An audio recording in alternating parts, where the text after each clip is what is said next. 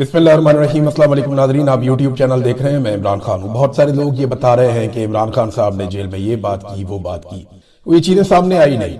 जो इमरान खान साहब की सलमान सफदर साहब से बात हुई, उन्होंने बताई नहीं। अभी जब मैं वीडियो रिकॉर्ड कर रहा हूँ, अभी तक उन्होंने किसी से इसके बारे में ज्यादा तस्करा नहीं किया। ऑफ द रिकॉर्ड अगर उन्होंने किसी को ये बात बताई है तो उन्होंने उसमें ये ताकीद भी की है कि ये बात आपने पब्लिक नहीं करनी। हाँ, एक चीज है कि इमरान खान साहब हाई स्पिरिट में है, जैसा कि इमरान खान साहब हमेशा रहते हैं। वो बड़े हौसले के अंदर हैं और उसी तरह हिम्मत के साथ खड़े हैं, वैसे ही डट कर खड़े हैं जैसे पहले खड़े थे। बस इसके अलावा और कोई इन्फॉर्मेशन नहीं है। इमरान खान साहब की सेहत के हवाले से तहफुजात मौजूद हैं, उनके इलाज के हवाले से तहफुजात मौजूद हैं और जो तफसीलात है वो आज सामने आ जाएगी किसी भी वक्त। जब मैं ये वीडियो रिकॉर्ड कर रहा हूँ, आप थोड़ी देर के बाद सुन रहे होंगे। इसके बाद सुप्रीम कोर्ट ऑफ पाकिस्तान में ये मामला जाएगा। वहां पे सलमान सफदर साहब, वो बड़े मोहतात इंसान है, बड़े प्रोफेशनल लॉयर हैं, बड़े अच्छे इंसान है। इमरान खान साहब ने बिला वजह उन्हें नहीं चुना अपने केसेस के लिए। पूरे पाकिस्तान में से जिन बुकला को उन्होंने चुना उनमें से एक सलमान सफदर साहब है। और ये पाकिस्तान तहरीके इंसाफ के आदमी नहीं है, ये एक प्रोफेशनल वकील के तौर पे केसेस लड़ते हैं और इन्होंने बड़े शानदार अंदाज में केसेस लड़े हैं। इमरान खान साहब के बहुत सारे मुकदमात इन्होंने जीते हैं और इनका दावा है कि अगर मुकदमात सुन लिए जाएं, अदालतों के अंदर मामला लगे, ओपन कोर्ट्स के अंदर, तो ये बाकी मुकदमात को भी उड़ा के रख देंगे।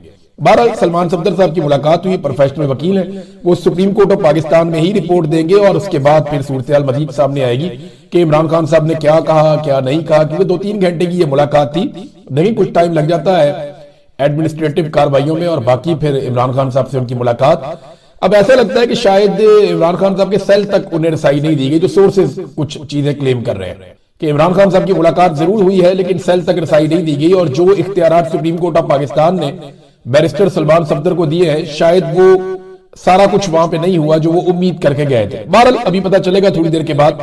नून लीग से ताल्लुक रखने वाले जो मीडिया के लोग हैं या कोई दानिश्वर बने हुए हैं या कोई इस किस्म के जो लोग हैं, वो अब एक अलग तरह का बयानिया चलाना शुरू हो गया। उन्हें डर लगना शुरू हो गया। उन्होंने नवाज शरीफ को एक्चुअली डील किया हुआ है, नवाज शरीफ को उन्होंने देखा हुआ है, तो उन्हें लगना शुरू हो गया कि शायद यहां पे भी कोई डील होना शुरू हो गई है, क्योंकि वो बेचारे बार बार के डसे हुए हैं।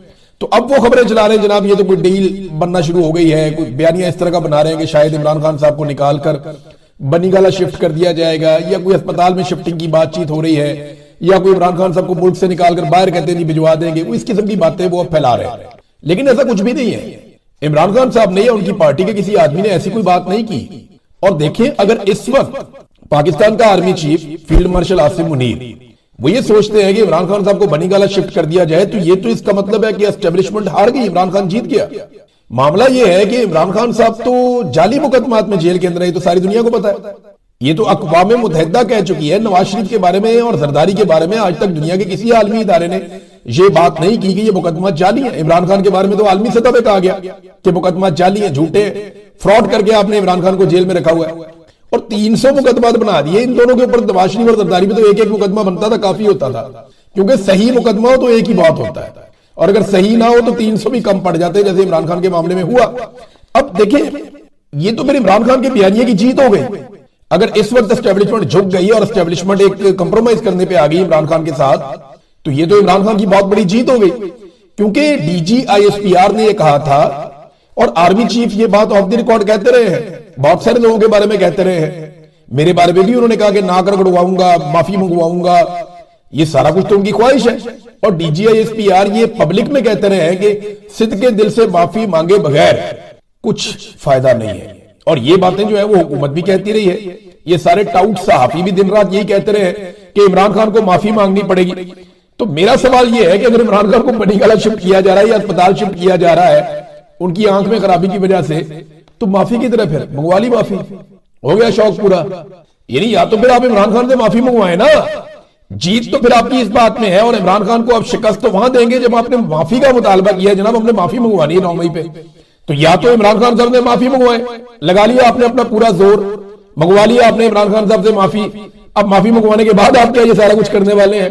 तो ये बयानिया बिकना नहीं है। वजह यह है कि इस बयानिया का कोई सर पैर नहीं है और डर में ये लग रहा है कि इमरान खान कहीं बाहर आ गया या आलमी दबाव अगर बढ़ता चला गया और इमरान खान को इंसाफ देना पड़ गया तो फिर हमारी सियासत कहां जाएगी। फिलहाल सत्ते खैरैन को मामला इनका एक फंसा हुआ है। ये अक़वाम मुत्तहिदा आ गया था, अभी UN वाले आ गए तो प्रेशर इनके ऊपर पड़ गया, उसकी वजह से थोड़ा मुलाकात वगैरह इन्होंने करवाई है। फिर इमरान खान साहब की आंख में प्रॉब्लम है, ये जानते हैं कि इतना बड़ा लीडर है, अगर कोई इशू हो गया तो कल को हमारे लिए सबके लिए मुसीबत बन जाएगी। वो उनकी बहन बिला वजह नहीं कहती कि आंख किसी की भी नहीं बचेगी। वो जब खुदा ना खास्ता कभी कोई कौम ने फैसला ले लिया ना, तो ये अपनी आंखें बचाते फिरेंगे, इन्हें नजर ही कुछ नहीं आना उस वक्त। और एक चीज और है ना, देखिए यूएन का प्रेशर है, उसके अलावा एक जीएसपी प्लस स्टेटस है पाकिस्तान के पास, वो रिव्यू का मामला उसका चल रहा है आजकल। कुछ रिपोर्ट्स आ रही हैं कि वहां पे एक रिव्यू का मामला चल रहा है और यूरोपीय यूनियन बड़े हसास है इंसानी हकूक के मामलात को लेकर, और जो कुछ इमरान खान के साथ और उनकी फैमिली के साथ हो रहा है वो इसके ऊपर भी नजर उनकी है। तो यहां पाकिस्तान की गवर्नमेंट के ऊपर एक प्रेशर बढ़ जाता है, और उस प्रेशर को टैकल करने के लिए थोड़ा सा वो लीनियंट हो जाते हैं, थोड़ा पीछे हट जाते हैं 4 कदम। लेकिन इमरान खान के साथ इस वक्त किसी किस्म की डील मुझे नहीं लगता कि आसिम मुनीर साहब को सूट करती है। और आसिम मुनीर साहब इतने, मुझे वो उनकी ऐसी जरूरत लगती भी नहीं है कि वो इमरान खान साहब को इंसाफ देने की कोई जरूरत करेंगे कि इमरान खान को इंसाफ दे देता हूं, इमरान खान बाहर आ जाए अदलिया से इंसाफ लेकर। इसके लिए बड़ी जरूरत और बड़ा हौसला और बड़ी हिम्मत चाहिए। अब आसिम मुनीर साहब ने तो खुद इस्तिस्ना ले लिया, तो वहीं से मुझे आइडिया हो गया था कि वो कितने बहादुर हैं। इस्तिस्ना लेने वाला आदमी को बहादुर तो नहीं होता ना, वो तो कानून को फेस करता है बहादुर आदमी। पाकिस्तान की तारीख का पहला आर्मी चीफ है जिसने इस्तिस्ना ही ले लिया कि जनाब मुझे कोई मेरी रिटायरमेंट के बाद भी कुछ ना कहे, मैं घर चला जाऊं फिर भी मुझे कोई कुछ ना कहे। तो यहां से उनकी बहादुरी का आइडिया हो गया। ये इमरान खान को ऐसे नहीं, हाँ इमरान खान साहब ने ये जरूर कहा है कि पाकिस्तान के लिए अगर किसी ने मेरे से बात करनी है तो वो आकर बात कर सकता है। ये ऑफर बड़े लंबे अरसे से इमरान खान साहब की मौजूद है। अभी तो देखें साइफर वाला मुकदमा खोला जा रहा है, यास्मीन राशिद इतनी बीमार है, उन्हें क्या उनके साथ सख्ती की जा रही है। इमरान खान साहब की एहलिया जेल के अंदर कैद है, उनके साथ सख्ती की जा रही है। तो ये जो लोग डीलों मिलों की खबरें बना रहे हैं ये ऐसे नहीं होता। मामला ये है कि इमरान खान साहब को दूसरा इंजेक्शन लगने का टाइम करीब आ गया। और एक बात मैं आपको और बताता हूं, मरियम रियाज भट्टू साहिबा है बुशरा बीबी की बहन, क्योंकि बुशरा बीबी की फैमिली की मुलाकात बुशरा बीबी से खुल चुकी है पिछले हफ्ते से, और उनसे फिर उनकी फैमिली की मुलाकात हुई है। उन्होंने अपनी फैमिली को जो बताया वो मरियम रियाज भट्टू साहिबा ने बताया, जो बुशरा बीबी की बहन है, कि इमरान खान साहब की आंख का जो प्रॉब्लम है वो कुछ 10% के करीब रिजॉल्व हुआ है। यानी 10% भी बेहतरी नहीं आई। जो जुमला एग्जैक्टली है वो ये है, इंजेक्शन लगने के बावजूद। अब आप एक बात और ज़हन में रखें कि इसका इंजेक्शन 4 हफ्ते के बाद लगता है। तो पहला इंजेक्शन हफ्ते का टाइम था, जुम्मे हफ्ते की दरमियानी रात थी, ये तब लग गया था जनवरी में। तो अब ये बिल्कुल टाइम सर पे आया हुआ है। अगले 1 हफ्ते में, 8 दिन में, 10 दिन में ये इंजेक्शन दोबारा लगना है। अगले 8 से 10 दिन के बीच में ये इंजेक्शन 20 तारीख के आसपास दोबारा लगना है इमरान खान साहब को। अब ये दोबारा इंजेक्शन लगाना है तो हर दफा तो आप इमरान खान को छुपा छुपा के नहीं ला सकते। अब तो पाकिस्तान तहरीक इंसाफ ने भी कोई ना कोई बंदोबस्त किया होगा कि उन्हें पता चले कि इमरान खान साहब को जेल से निकाला जा रहा है और लाया जा रहा है इंजेक्शन लगाने के लिए, और कहां लाया जा रहा है। तो ये इससे पहले इन्हें कोई बंदोबस्त कर लेना चाहिए, और मेरे ख्याल में शायद ये कर भी लेंगे कि इमरान खान साहब का किस तरीके से ये इलाज करवाना है और किस तरीके से उनको दूसरी मर्तबा इंजेक्शन देना है। जेल के अंदर इंजेक्शन दिया नहीं जा सकता, आंख का प्रॉब्लम बढ़ रहा है, लाना पड़ेगा ऑपरेशन थिएटर में। जब ऑपरेशन थिएटर में लाएंगे और इमरान खान साहब के डॉक्टर्स को इस बात का पता होगा तो ये बहुत बड़ी मुसीबत बन जाएगी। और ये कोई 4 दिन का ही टाइम होता है बीच में दूसरा इंजेक्शन लगने में, यानी ऊपर नीचे ज्यादा इसमें डिले नहीं कर सकते। वो जो फ्लेक्सिबिलिटी है टाइम की, जो रेंज है वो 2-3 दिन की है कि 28 दिन के बाद या 4 हफ्ते के बाद वो इंजेक्शन दोबारा लगना है। तो ऐसा नहीं है कि आप 5 हफ्ते के बाद लगा दें, नहीं, और ऐसा भी नहीं है कि आप 3 हफ्ते के बाद लगा दें, वो भी नहीं। वो आपको एग्जैक्टली उसी टाइम के बीच में इंजेक्शन लगाना होता है। अब वो इंजेक्शन तो इन्हें लगाना पड़ेगा, निकालना पड़ेगा इमरान खान साहब को। कौन से हॉस्पिटल में लेकर जाते हैं, कैसे लेकर जाते हैं, ये एक अलग कहानी है। लेकिन इमरान खान साहब की जो अपनी डॉक्टर्स की टीम है उन तक अगर रसाई इमरान खान साहब की हो जाती है तो फिर बहुत सारी चीजें और क्लियर हो जाएंगी। बहरहाल आज कुछ स्टेटमेंट वगैरह जब आएंगे तो हमें पता चलेगा। ये मामला अभी हम यहां रोक देते हैं क्योंकि इसमें डेवलपमेंट अभी आने वाली है, ये एक डेवलपिंग स्टोरी है। नाजरीन, ये जो राणा सनाउल्लाह साहब के साथ हुआ ना आसमा जहांगीर कॉन्फ्रेंस में, वही अमीर मुकाम साहब के साथ भी हो गया। राणा सनाउल्लाह साहब आए, लोगों ने वहां पे शट अप की आवाजें दी, शेम के नारे लगाए और हाल खाली करके चले गए बाहर। राणा साहब को बहुत बड़ी तौहीन हुई राणा साहब की। अब अमीर मुकाम साहब जो हैं वो गए लैपटॉप बांटने के लिए। लैपटॉप लेकर एक बंदा जाए तो लोग चले बात सुन ही लेते हैं, लेकिन वो लैपटॉप बांटने के लिए जिस यूनिवर्सिटी में गए वहां पे गेम होगी उनके साथ। वहां तलबा बहुत बड़ी तादाद में थे, वो हॉल के अंदर भी हॉल के बाहर भी उन्होंने कैदी नंबर 804 के नारे लगा दिए। अमीर मुकाम साहब का सारा प्रोग्राम जो है वो वहां पे तबाह हो गया और शो जो है उनका पिट गया, फिर वहां से निकलना पड़ा। तो ये अब जिस जगह भी जा रहे हैं इनके साथ ये हालात होते हैं। हाँ, पंजाब में ये पुलिस के जरिए से, अपने बंदों के जरिए से, सरकारी अमले के जरिए से किसी ना किसी तरह चीजों को कंट्रोल करने में कामयाब हो जाते हैं और इक्का दुक्का तस्वीरें या वीडियोस ऐसी बना लेते हैं जिनके बलबूते पे ये जाली दावे करते हैं कि अब मकबूल है। इनके पल्ले कख नहीं है। ये जहां पे भी आवाम में जाएंगे ना, बगैर अनाउंस किए और बगैर प्लानिंग के, इनके साथ यही होगा। नाज़रीन, अब वो जो एक स्कैंडल आया हुआ है, उस स्कैंडल में आपके सामने रखता हूं कि ये सोलर वाला स्कैंडल है क्या, और ये नेट मीटरिंग और ये नेट बिलिंग ये है क्या। जरा मैं सिंप्लीफाई करके आपको बताता हूं। पाकिस्तान में हुकूमत और हुकूमत से जुड़े हुए इदारे ये बिजली बनाते हैं और अवाम को बेचते हैं। सादा चीज ये होती थी हमेशा से। अब हुकूमत ने एक ऑप्शन दी पाकिस्तान के शहरियों को कि आप भी हमारे साथ मिलकर बिजली बनाएं। हर शहरी को हम ये इजाजत दे रहे हैं कि वो अपने घर की छत के ऊपर सोलर लगाए। सारा दिन उस सोलर से जो बिजली बनेगी, वो बिजली अगर उसके इस्तेमाल से ज्यादा है तो वो बिजली हम एक ऐसा मीटर लगा देंगे कि नेट मीटर, उस मीटर के जरिए से सरकार के पास चली जाया करेगी और सरकार वो बिजली मुख्तलिफ जगहों पर डिस्ट्रीब्यूट कर दिया करेगी।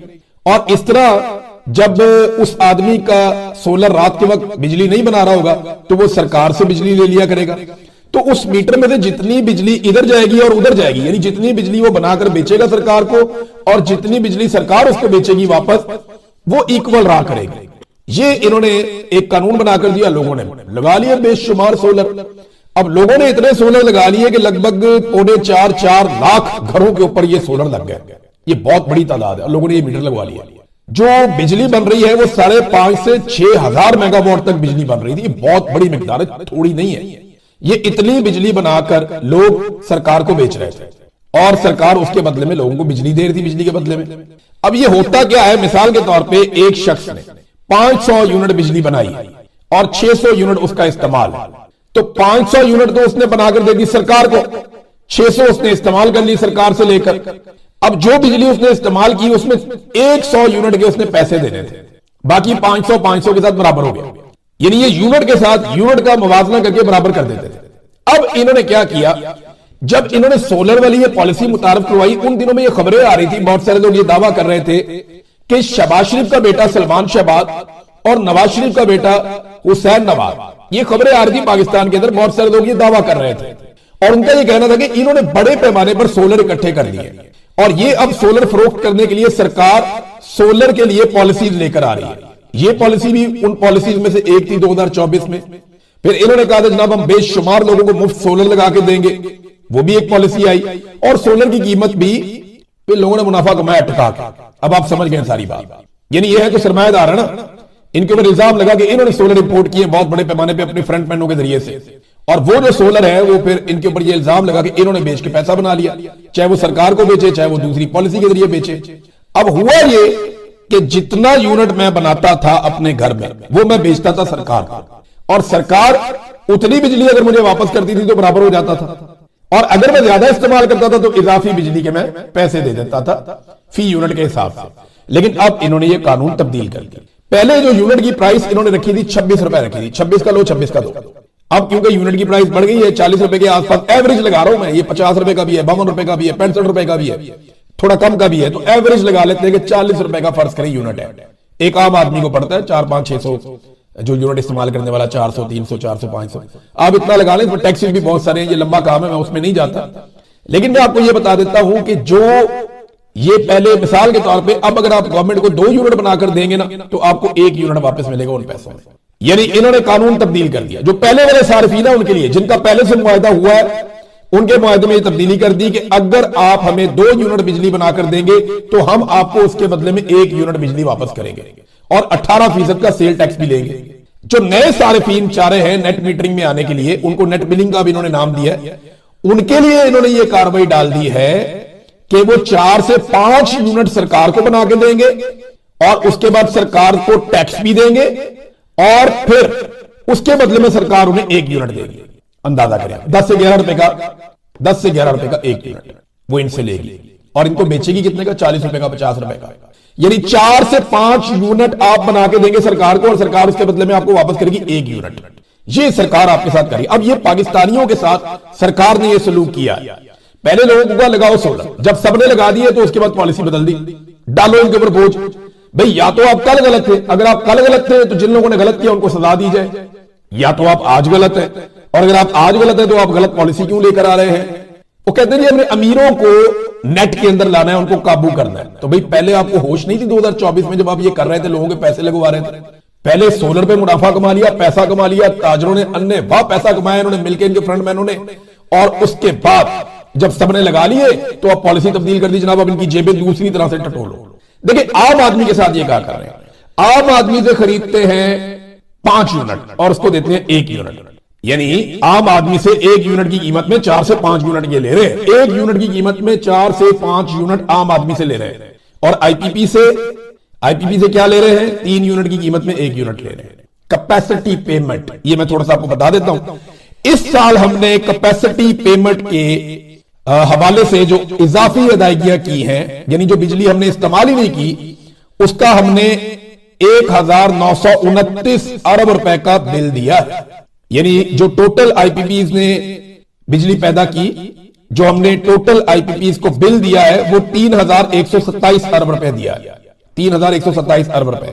इसमें से जो बिजली की कीमत है वो 1198 अरब रुपए है, और जो बाकी हमने इजाफी पैसे दिए हैं, यानी हमने 1 यूनिट इस्तेमाल किया, 3 यूनिट के पैसे दिए। सरकार कर क्या रही है ना, अपने चहीते आईपीपीज के साथ मुआहदा तब्दील नहीं कर रही, आम आदमी के साथ मुआहदा तब्दील कर रही है। आईपीपीज 1 यूनिट देता है, 3 यूनिट के पैसे लेता है। पाकिस्तानी 1 यूनिट की कीमत के अंदर 4 से 5 यूनिट देता है। ये इन्होंने किया पाकिस्तान के साथ। सादा अल्फाज में मैं आपको बता रहा हूं, आईपीपीज को नहीं छेड़ेंगे क्योंकि वहां सलमान शहबाज भी है। आईपीपीज को नहीं छेड़ेंगे, वहां पे एस्टेब्लिशमेंट के भी है, मिलिट्री एस्टेब्लिशमेंट के। आईपीपीज को नहीं छेड़ेंगे क्योंकि वहां ताकतवर अपना सारा माफिया बैठा हुआ है, कमीशन खाए हुए हैं वहां पे। आईपीपीज को 1 यूनिट के बदले में 3 यूनिट का पैसा देंगे, 1 यूनिट के बदले में 3 यूनिट का पैसा देंगे आईपीपीज को, और पाकिस्तानियों को यानी 1 यूनिट की कीमत में पाकिस्तानियों से 4 से 5 यूनिट ले लेंगे। कितना फर्क है और कितना जुल्म है जो पाकिस्तान के साथ ये लोग कर रहे हैं। बस कर रहे हैं, जो इनका दिल करता है वो ये करते हैं, इन्हें पूछने वाला ही कोई नहीं है। माफिया ने पाकिस्तान को जकड़ा हुआ है, और पाकिस्तान के जो जितने भी ताकतवर लोग हैं, जज इस बात पे खुश हैं कि हमारी मौज लगी हुई है, जर्नल इस बात पे खुश हैं हमें एक्सटेंशनें मिल रही हैं, सहाफी इस बात पे खुश हैं हमें इश्तिहार मिल रहे हैं, सेठ अपनी जगह पे खुश हैं। अल्लाह अल्लाह खैर सल, कोई इंसाफ करने वाला पाकिस्तान में मौजूद ही नहीं है। और अब नाज़रीन एक और चीज को ये नॉर्मलाइज कर रहे हैं। देखें मैं आपको एक खबर देता हूं, ये इंटरनेशनली